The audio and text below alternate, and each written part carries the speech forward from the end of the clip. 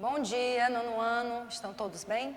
A nossa aula hoje de biologia, né? Nós vamos começar com a correção das páginas 98 e 99 do nosso livro, tá? Por favor, peguem o livro. E vamos começar hoje o capítulo 2, né? Nós vamos tratar nesse capítulo 2 o assunto núcleo e hereditariedade, tá? Primeiramente, página 98, primeira questão. Observe a apresentação, né, a representação de uma estrutura citoplasmática a seguir e depois faça o que se pede. Então, nós temos aí uma organela, né? E tem A, identifique o organoide. Que organela é essa? Tá? Essa organela, todas as organelas, gente, elas têm uma forma característica, tá? Com função específica. Então, isso aí vai ser o quê? Uma mitocôndria, tá? Qual é a função desempenhada por este organoide na célula? A mitocôndria ela é responsável pelo processo de respiração a nível celular, para que a célula possa obter energia, né, na forma de ATP. Tá? Então, sem a mitocôndria na célula, a célula não consegue captar e absorver, né, e produzir energia. Tá? Segunda questão. A célula, esse fascinante mundo de vida, possui estruturas variadas onde ocorrem as mais complexas reações bioquímicas. Entre essas estruturas, qual é a função desempenhada pelos ribossomos? Né? Então, os ribossomos são aqueles pequenos grânulos que podem ser encontrados na célula procariótica dispersos no citoplasma ou nas células eucarióticas em cima, né, do retículo endoplasmático rugoso ou granuloso. A função desse pequeno orgânulo é produzir, né, é sintetizar proteínas para a célula. Terceira questão. O que acontece com estruturas celulares em processo de regeneração?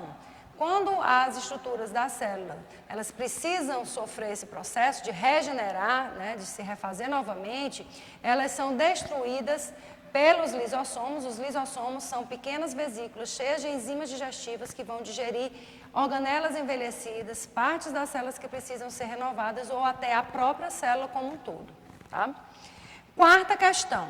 No pâncreas, há células que produzem e secretam proteínas que atuam como enzimas digestórias no intestino. Que estruturas citoplasmáticas participam dos processos de síntese e secreção de enzimas? Tá? Então, que organela citoplasmática? Nós temos, no caso, o núcleo. O núcleo ele vai ter o DNA que vai dar ordem para a célula poder produzir proteínas, tá? Os ribossomos, que estão envolvidos diretamente na síntese de proteínas.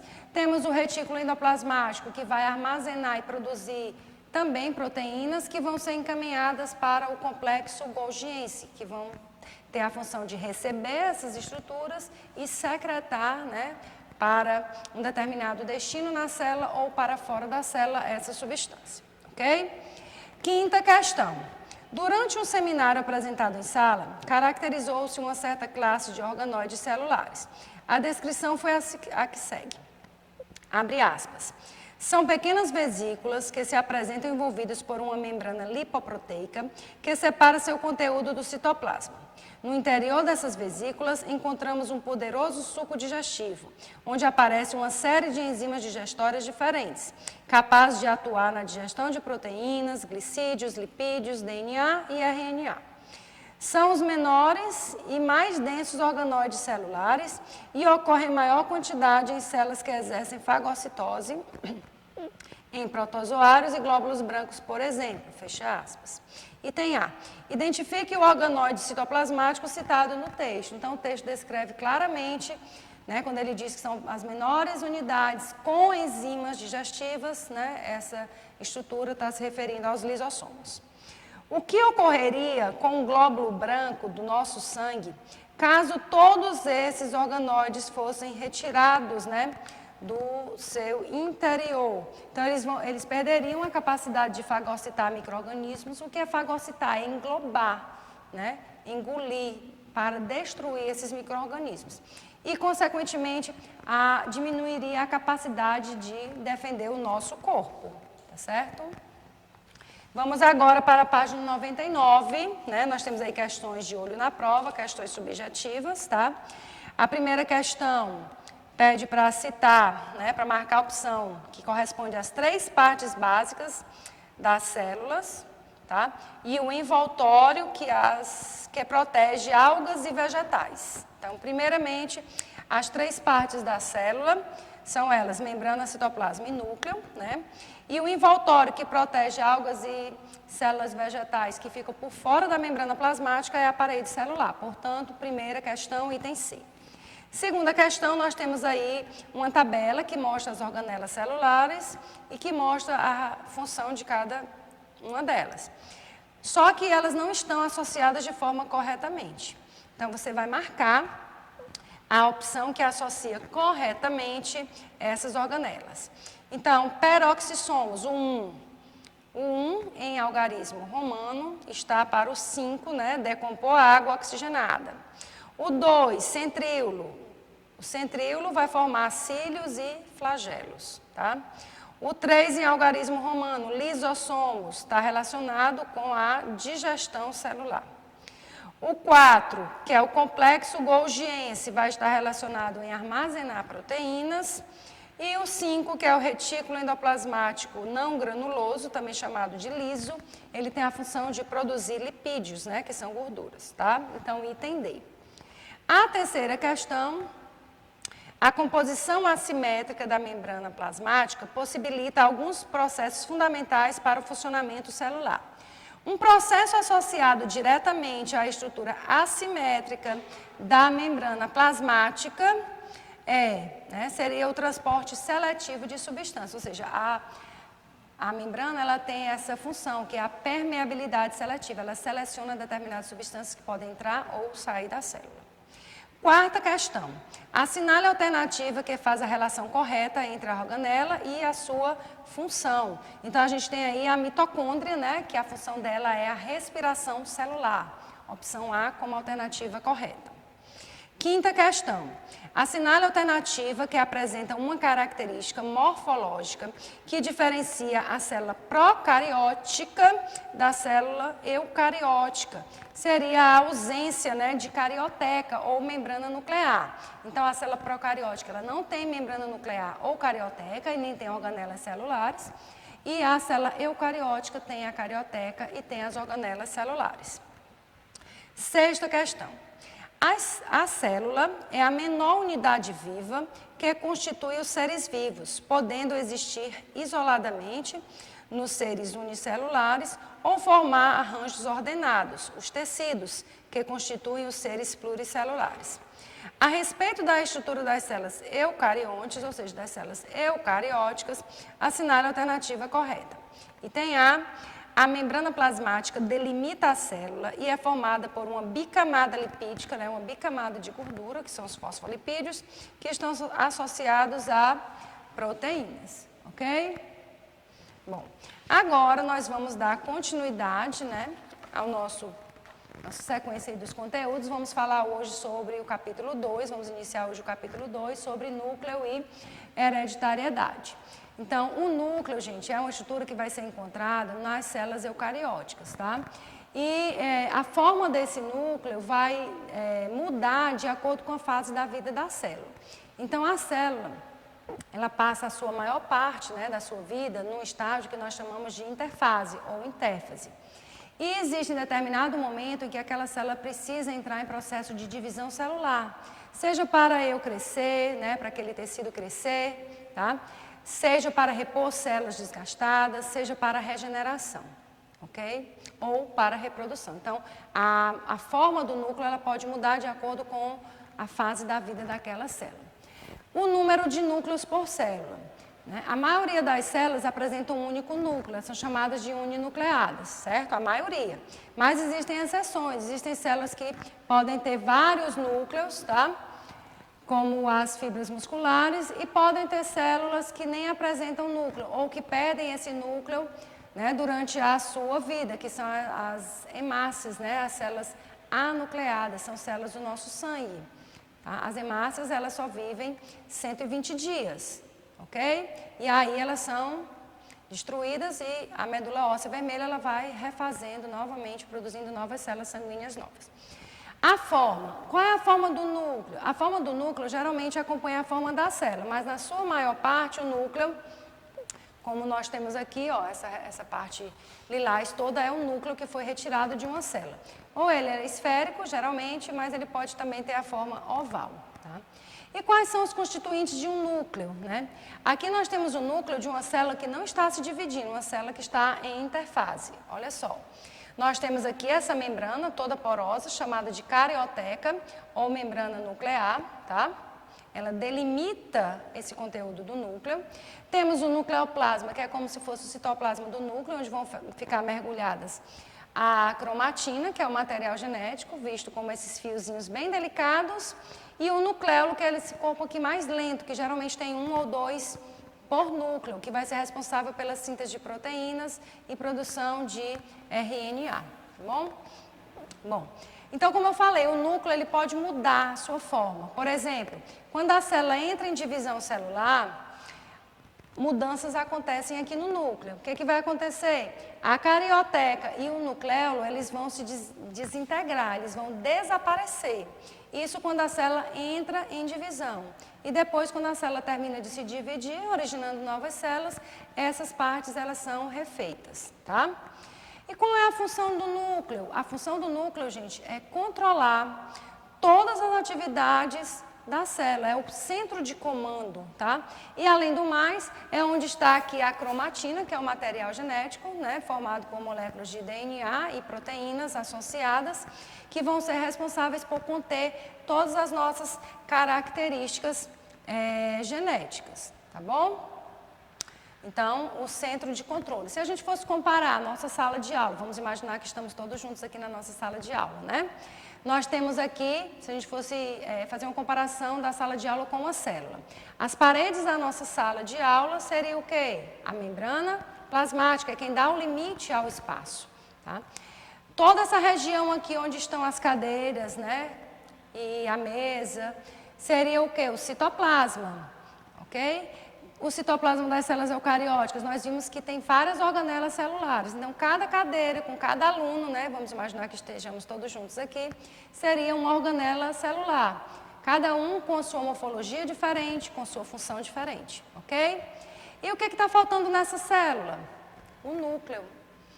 Se o núcleo é o centro de comando, né, das atividades da célula, o professor, eu, né, professora Gisele, seria aqui na nossa comparação esse núcleo, dando todas as diretrizes, né, para a nossa aula fluir da melhor forma possível, ok?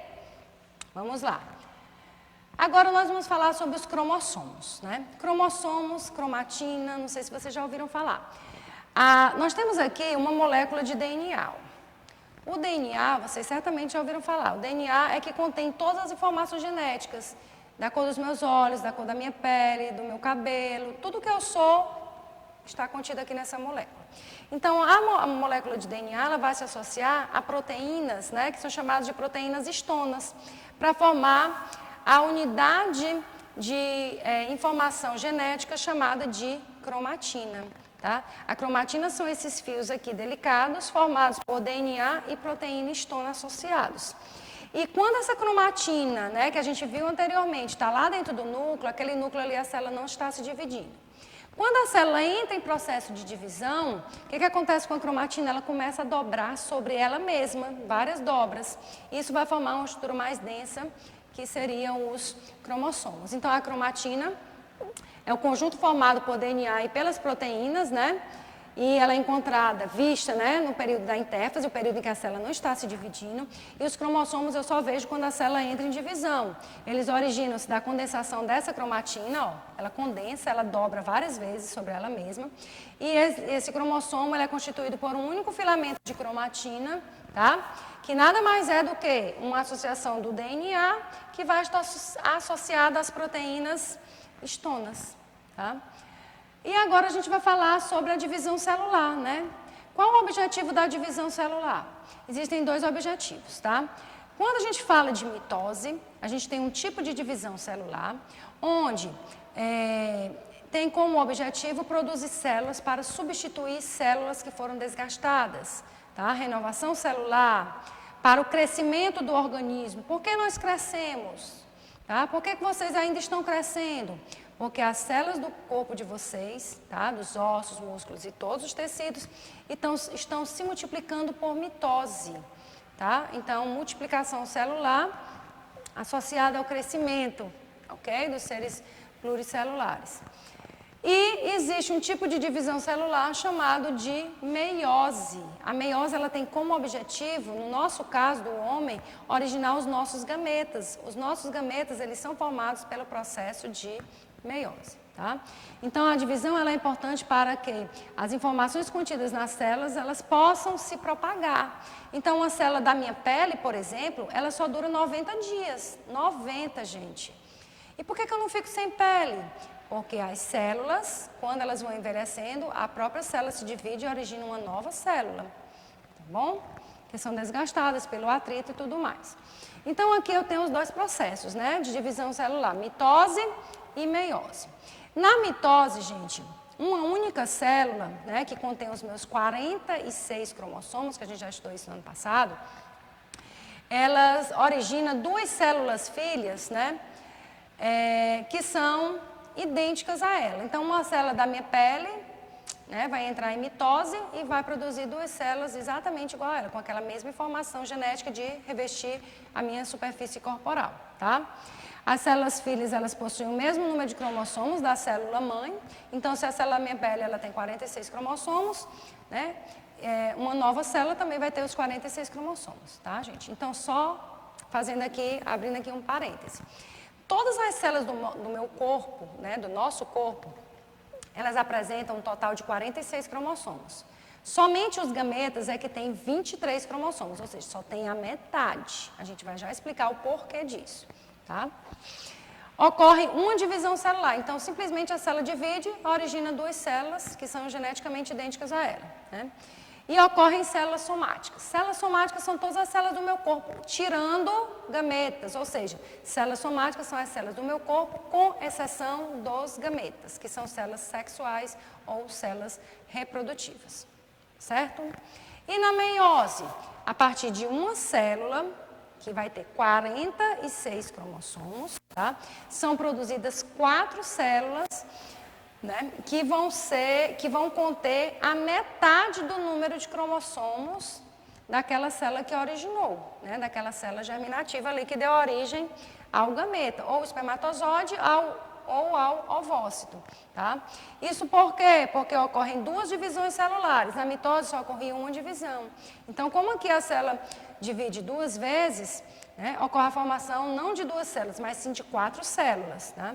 E vai ocorrer nas células germinativas, que são as células que vão dar origem aos gametas. Aqui a gente tem os dois processos.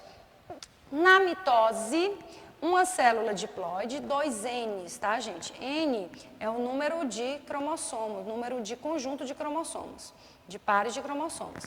Então, se eu tenho 2 Ns, eu tenho um total, na nossa espécie, de 46 cromossomos. Então, se o nosso 2 Ns aqui, o nosso total de cromossomo por célula é 46, tá? No núcleo dessa célula aqui vai ter 46 cromossomos na nossa espécie, nos gametas só vai ter a metade, ou seja, só vai ter 23 cromossomos. Então, na mitose, uma célula diploide, né, ela vai passar por mudanças no núcleo. Olha aqui que eu tinha cromatina, aqui eu já tenho um cromossomo. Isso aqui vai dividir, né, vai duplicar. E aí, no final do processo, eu tenho 2 células, né, idênticas à célula-mãe, com a mesma quantidade de cromossomos. Já na meiose, eu tenho uma célula diploide, que por 2 divisões celulares sucessivas vão me formar 4 células haploides, ok? Então, vou passar para vocês agora a agenda de casa, tá? Vamos para casa o RA da página 103 e as páginas 104 e 105 do livro com atividade de casa, tá, gente? Então, tenham todos uma boa semana e até o nosso próximo encontro.